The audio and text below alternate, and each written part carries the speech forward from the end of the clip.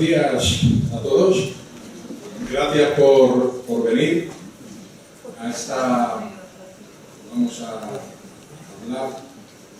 Trataremos de no alargarnos, porque lo que ha comentado usted antes a los periodistas, en cuanto nos dan un poquito de cuerda, estamos hablando, claro, de una visión. Entonces, pues no, antes lo tenemos que no me digo que no, me voy a tener que, para no alargarme, no tener los apuntes, para, pues como digo, no alargarme, y tampoco para no dejarme ningún dato. Todo lo que vamos a hacer referencia es todo lo que hay histórico. Yo soy Agrimiro Saiz, un nombre rarísimo. Vengo de Cuenca y tenemos un grupo de recreación invitados por el grupo anfitrión de la asociación Las Siete Partidas, que nos coordina, a la que agradezco la invitación y poder dar esta pequeña charla. En Cuenca tenemos, yo y muchos como yo, una deuda siempre presente con Alfonso VIII, porque fue el rey que conquistó Cuenca. Conquistó, no reconquistó, conquistó porque Cuenca fue fundada por musulmanes y hasta que llegó él y bueno, pues pasamos a depender de Castilla, pasamos a depender de la civilización occidental y fue el hecho más importante que ha acontecido en toda la historia de Cuenca. Somos el grupo que recreamos al rey Alfonso VIII, a la reina y a su corte. Y esta pasión, este personaje pues, el que me lleva un poco pues, a mirar todos sus aspectos, y hay uno importantísimo que es sobre la judía de Toledo.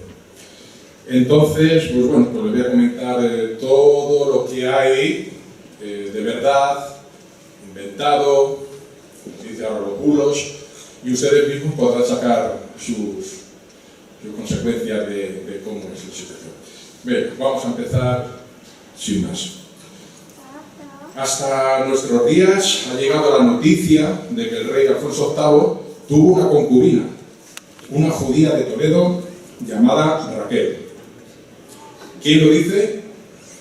Pues ni más ni menos que su bisnieto Alfonso X el Sabio, en su primera crónica general de 1272, conservada en la Real Biblioteca del Escorial, códice MS X I4 folio 29 291V, editado por Ramón Menéndez Pidal en 1909, donde se habla de la fundación del monasterio de las Huelgas de Burgos y dice textualmente: este monasterio hizo facer el rey don Alfonso por tres cosas. La primera por amor de Dios, la segunda por nobleza de su cuerpo, de su alma, de su regno, de los que viniesen. Viene así hablando, por no alargarme, viene hablando en un texto, para los que quieran consultarlo, aquí está. No les voy a abrir con este castellano, pero antiguo.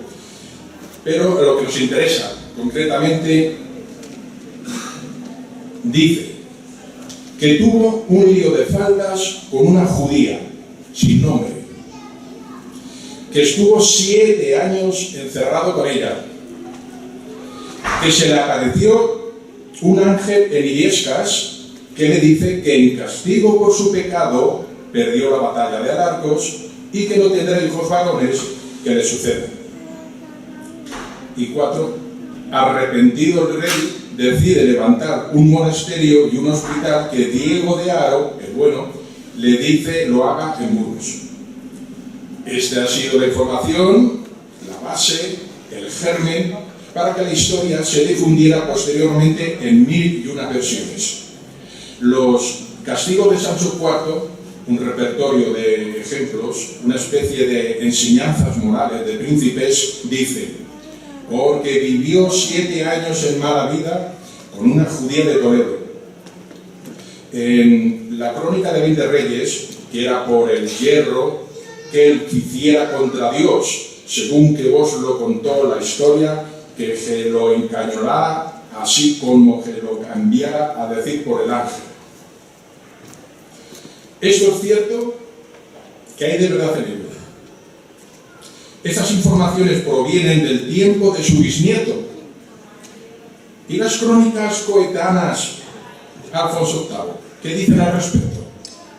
Pues tenemos a la historia de Rebus Hispaniae del arzobispo Toledo Rodríguez Jiménez de Rada, el Chronicon Mundi de Lucas de Tuy, el Tudense, y la crónica latina Regnum Castellae del obispo de Osma, Juan de Soria. Incomprensiblemente, no mencionan en absoluto a la judía, ni relacionan la construcción del monasterio de las Huelgas y el hospital del rey con ninguna penitencia. Tampoco establecen esta relación con la derrota de la batalla de Aracos. La crónica latina Regnum Castellae la justifica por la vanidad del monarca. Et elationem animi sicuan conceptra res nobilis es gloria precedenti. Y la historia de Rebus Hispaniae motiva el desastre al gran número de enemigos, constatando la impotencia humana frente a los designios divinos, confirmando que ninguna acción de Alfonso pudo provocar la derrota de Aracos. Es evidente que una aventura amorosa por la cual Alfonso VIII pasara 7 años recluido en la judería de Toledo no puede ser histórica. No hay ningún periodo de 7 años en el reinado de Alfonso VIII en el cual el rey no hubiera firmado documentos que detallan diferentes localizaciones. La colección diplomática así lo confirma. Tampoco dejó de engendrar hijos con su mujer legítima, la reina doña Leonor, ni se le atribuye, en este caso, ni en todo su dilatado reino, ningún hijo bastardo. Todos los cronistas inciden en el gran amor que le profesaba su esposa. Alfonso fundó efectivamente el monasterio de las Huelgas y el hospital del rey de Burgos. Lo que tampoco es histórico es el orden cronológico en el cual se presentan los acontecimientos. El monasterio se fundó en 1181. En 1187 la construcción fue terminada y el rey visitó el monasterio junto con su familia. Esta obra es pues anterior a la derrota de Araco de 1195 y no posterior, como hacen pensar los textos aludidos. Otro elemento a tener presente en la narración es la aparición milagrosa del ángel. Como elemento inmerso en la fe religiosa puede tener su aceptación, pero nunca desde un punto de vista histórico. El rey llamaría al escribano y le diría: apunta, se me ha aparecido un ángel y me ha dicho esto, esto y esto, pero escóndelo en el escrito hasta que lo publique mi bisnieto. Y la prueba definitiva por la que ningún historiador le da valor a la narración de los amoríos reales: Alfonso X no escribió, ni sus copistas, esta leyenda. Los pocos historiadores que han visto el original de la primera crónica general confirman que el relato de los amoríos con la judía son anotaciones posteriores anónimas en los márgenes del manuscrito. Una mano desconocida sobreescribió estas difamaciones. Podemos ver por primera vez, gracias al escritor Miguel Salas Parrilla, en su muy reciente libro sobre Alfonso VIII, la fotografía a todo color de esta burda manipulación. Analizamos someramente el escrito. El anónimo choca frontalmente con el contenido de la crónica. Las contradicciones son numerosas. El texto elogia al monarca, dice, el muy noble rey don Alfonso, como príncipe de gran poder, de muy gran corazón. Este rey don Alfonso fue adelantado, faciendo más en sus obras de piedad. Y el marginal es negativo. La nota señala a la culpable del fracaso de Aracos, una mujer casi anónima, pero representante de los judíos. El monarca bien podía ser infiel, pero amancebarse con los enemigos de Cristo era el mayor de los pecados. El Concilio de Letrán de 1215 justificó la imposición de un vestido diferente y reconocible para judíos y musulmanes, debido al peligro de unión sexual accidental con los cristianos. Había que poner todos los medios al alcance para evitarlo. No obstante, la causa fundamental del castigo divino no es por el asunto de faltas, sino ese despender y mal su tiempo, que dice más acerca de la función monárquica, el inadmisible abandono de sus obligaciones como gobernante y olvidarse de su reino. Es un claro ejemplo moralizante. Para el anotador, el fracaso de Argos fue motivo de pecado. La falta del rey conduce a la ruina del ejército. La crónica oficial, sin embargo, ignora tal relación. El marginal invierte el texto oficial al hacer de la fundación del monasterio la clave de interpretación de la crítica al mal monarca, cuando la historia, la descripción de las huelgas supone, además de una pausa narrativa y un elogio de la vida y contemplación y alabanza divina, la imagen artística de las bondades de un rey protegido por Dios. El texto marginal hace a la judía responsable de la construcción del monasterio.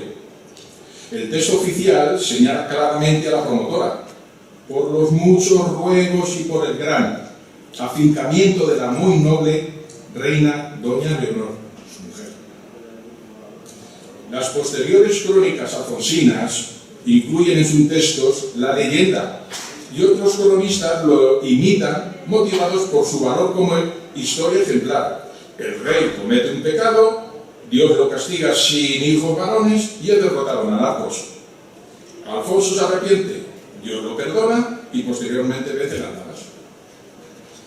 También los diferentes cronistas ponen elementos de su cosecha y añaden detalles novelescos según pretenden cumplir objetivos legendarios, religiosos, moralizantes.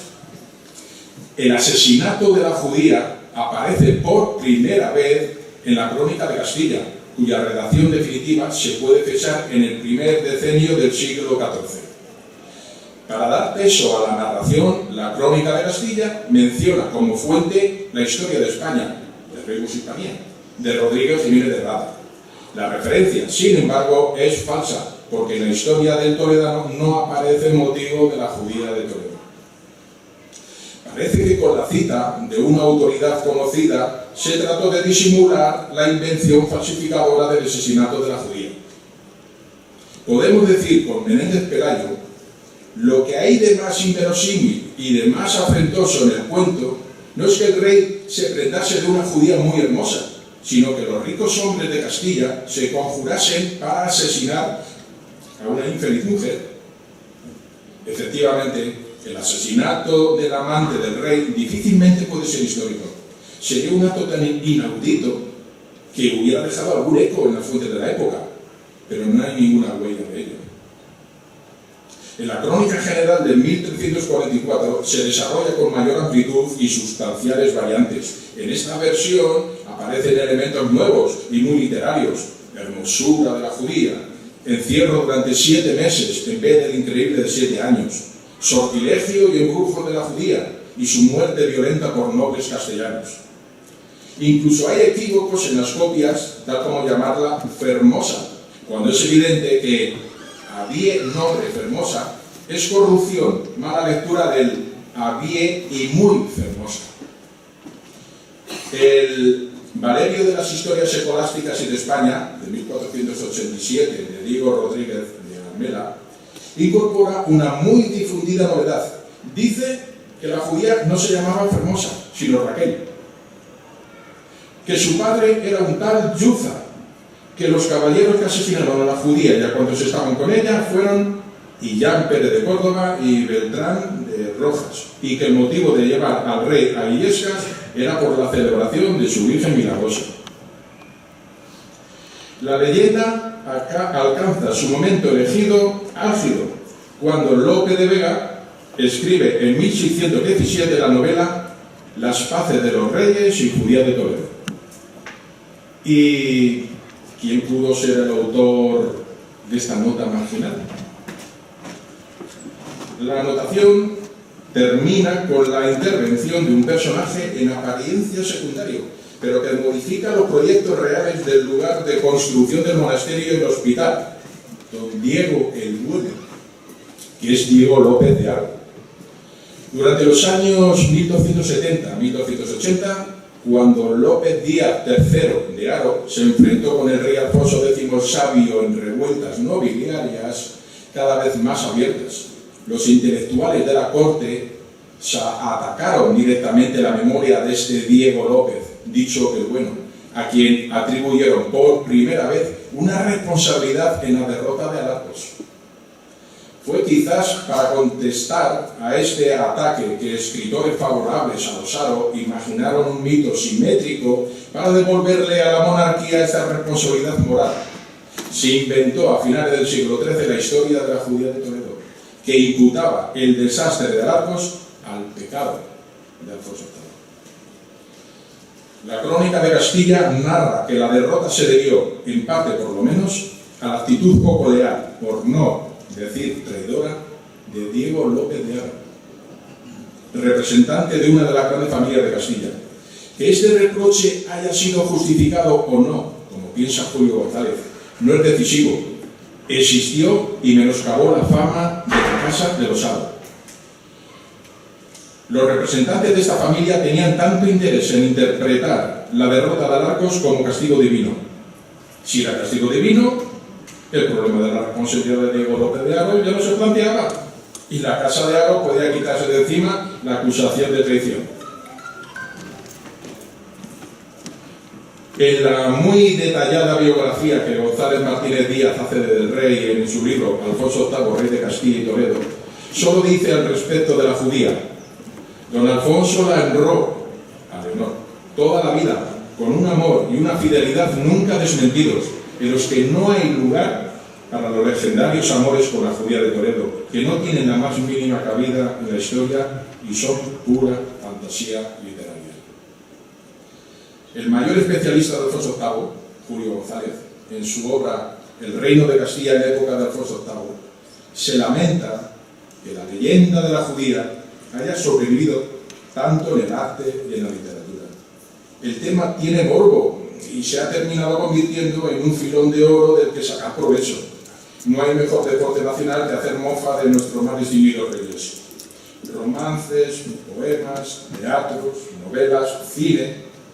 El tema ha sido abordado desde la óptica antisemita del siglo de oro, la xenófoba del siglo XVIII contra los ilustrados borbones y también por la medievalista del postromanticismo alemán, con poemas, obras teatrales y novelas como Las paces de los reyes de la Judía de Toledo, de Lope de Vega de 1617, La desgraciada Raquel, de Antonio Mira Amezcua de 1625, Raquel de Luis de Ulloa y Pereira, La Judía de Toledo de Juan Bautista, novelas que tenemos, Tenemos La maldición hasta llegamos a 1012.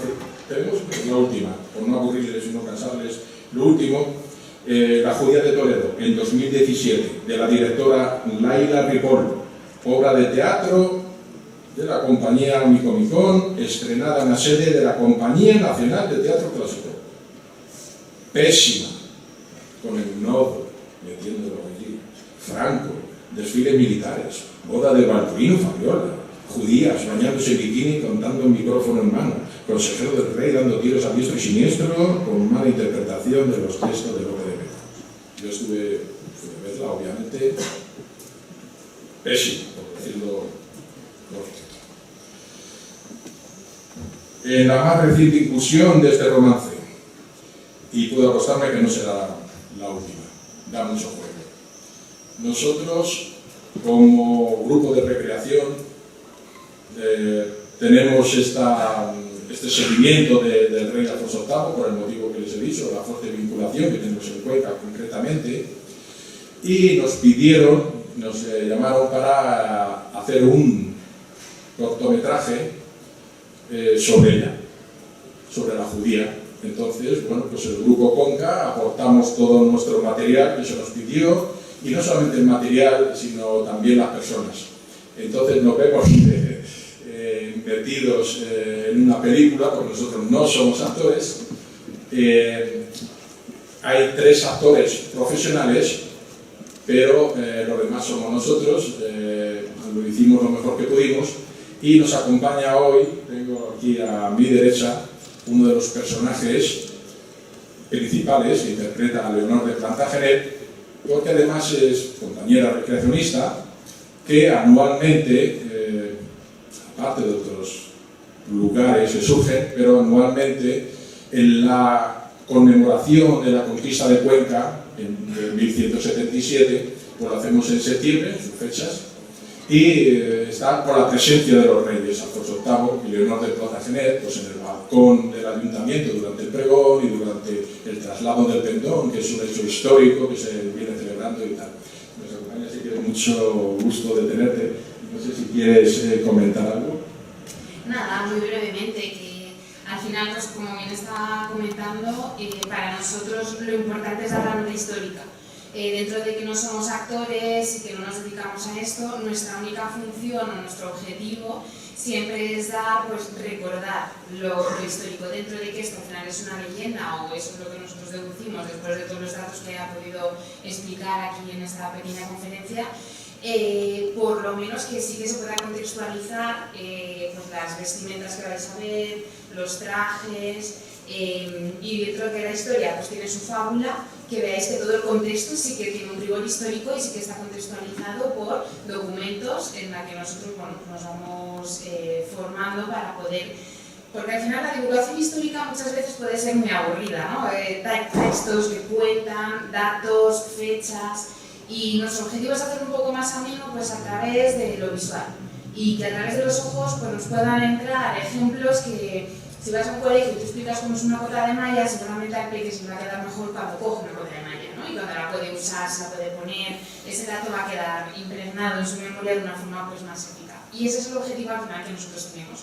Entonces, lo que vais a ver aquí es esto, es una historia que puede ser más o menos fabulada, pero que todo el contexto, todos los ropajes, todas las escenas que vais a ver sí que están documentadas. Lo mismo ocurre con Cuenca. Cuenca es una fiesta muy conocida, San Mateo, pero mucha de la gente que celebra esa fiesta se olvida de cuál es el origen de la fiesta. Y ahí está pues el grupo Conca diciendo, bueno, pasarlo bien, disfrutarlo, pero que sepáis que el origen es la conquista, es este rey, porque hicieron esto, y bueno, es un poco con lo que nosotros nos quedamos y el objetivo que nosotros tenemos. Todo eso que hacemos, tanto en el rodaje como aquí, pues somos aficionados, lo hacemos altruistamente, y yo creo que como mejor sale, porque ponemos nuestra mejor voluntad dentro de nuestras limitaciones, somos profesionales, pero sí tenemos mucha voluntad, y somos muy cansinos en ello, y entonces, pues, no sé, a ver qué tal le parece todo esto.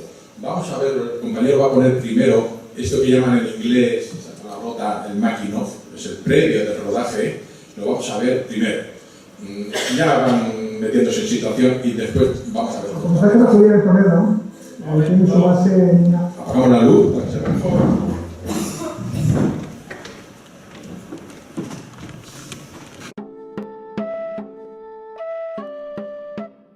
Soy Elena Saiz Crespo y encarno a Leonor de Plantagenet.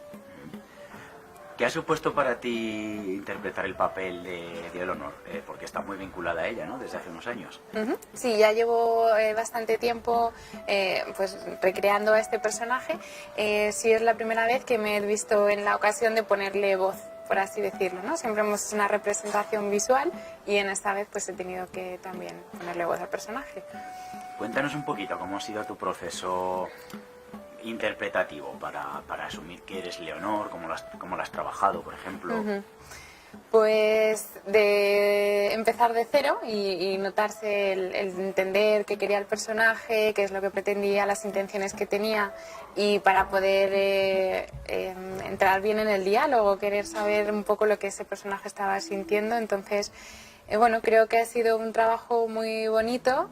La primera vez que me enfrento a un reto de esta manera, y bueno, esfuerzo e ilusión también, yo creo que por partes casi iguales, podemos decir. ¿Qué tal con el resto del equipo? ¿Cómo ha sido tu experiencia? Muy positiva. O sea, yo también como compañeros del grupo Conca nunca he estado en una experiencia así de cine y demás, ver el equipo, la forma de trabajar, cómo se está no es que tú tengas un personaje y ese personaje sea tuyo, sino que al final compartes un poco de tu personaje y personajes de los demás también los haces un poco tuyos, ¿no? Es todo muy entrelazado y en todo momento muy acompañada y apoyada, por supuesto.